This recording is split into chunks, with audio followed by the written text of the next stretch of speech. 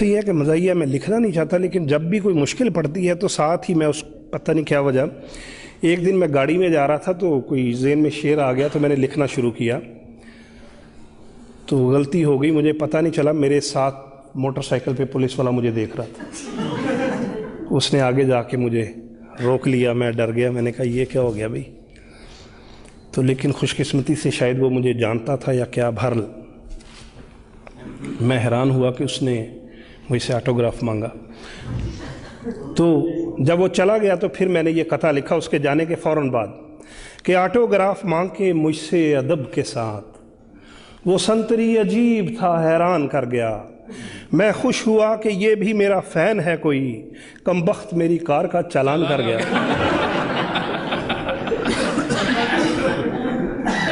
एक कथा है जी कि वो जो दिल को कबूल होते हैं उनके पत्थर भी फूल होते हैं। वो जो दिल को कबूल होते हैं उनके पत्थर भी फूल होते हैं। जाके थाने मुझे समझ आई इश्क के कुछ असूल होते हैं।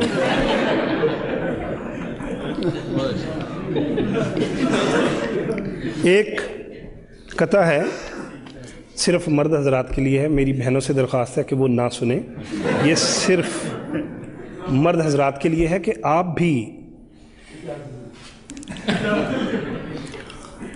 भी बेगम की बातों से परेशान हैं अगर, एक है तरकीब मेरे पास इस जंजाल की। जल्दी बताइए।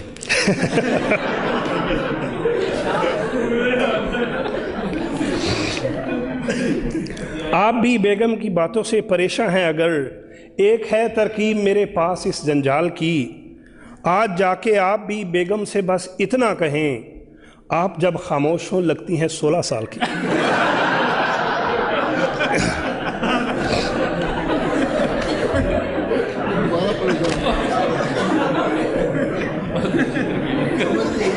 आप भी बेगम की बातों से परेशान हैं अगर, एक है तरकीब मेरे पास इस जज्जाल की। आज जाके आप भी बेगम से बस इतना कहें, आप जब खामोश हों लगती हैं 16 साल की।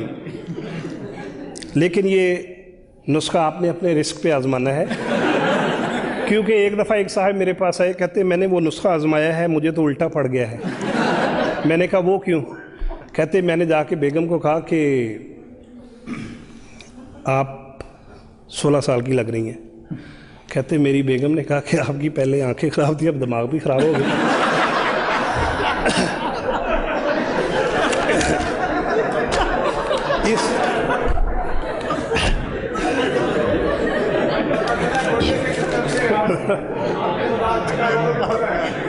जी,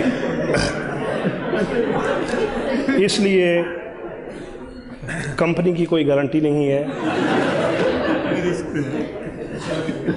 करके अगवा सांस मेरे बास की, करके अगवा सांस मेरे बास की, दी है धमकी डाकुओं ने बॉस को। करके अगवा सांस मेरे बास की, दी है धमकी डाकुओं ने बास को। तुमने पहुंचाए अगर ना 5 लाख, छोड़ देंगे हम तुम्हारी सास को।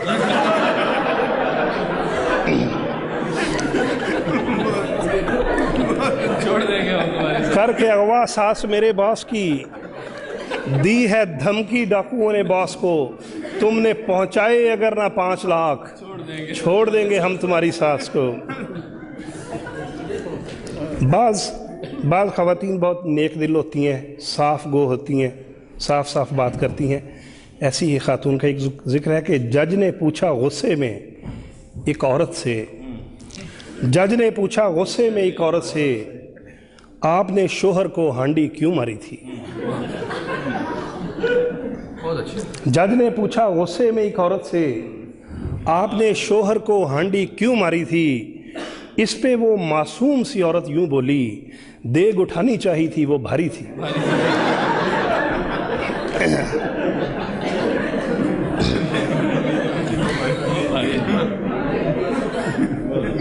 जो हमारे मोहतरम ख्वाजा साहब ने फरमाया, मैं साहिलों पे रहूं फिर भी मुझको प्यास रहे, मैं साहिलों पे रहूं फिर भी मुझको प्यास रहे। ये बद्दुआ थी तेरी कोई ना मेरे पास रहे, मगर मैं देता हूँ तुझको दुआ तहे दिल से, खुदा करे कि तेरे घर में तेरी सास रहे।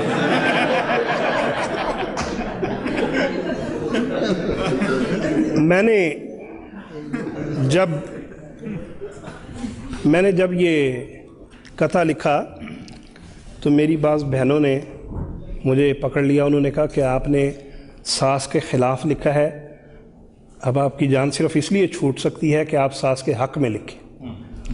तो मैंने कहा अच्छा जी, मैं सास के हक़ में लिख देता हूँ।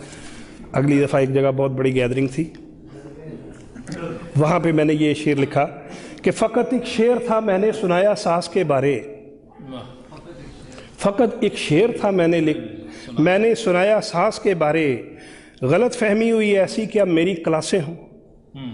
मुझे तो सास के रिश्ते से खुद इतनी अकीदत है, मेरी ज़ाती तमन्ना है मेरी 2-3 सासें।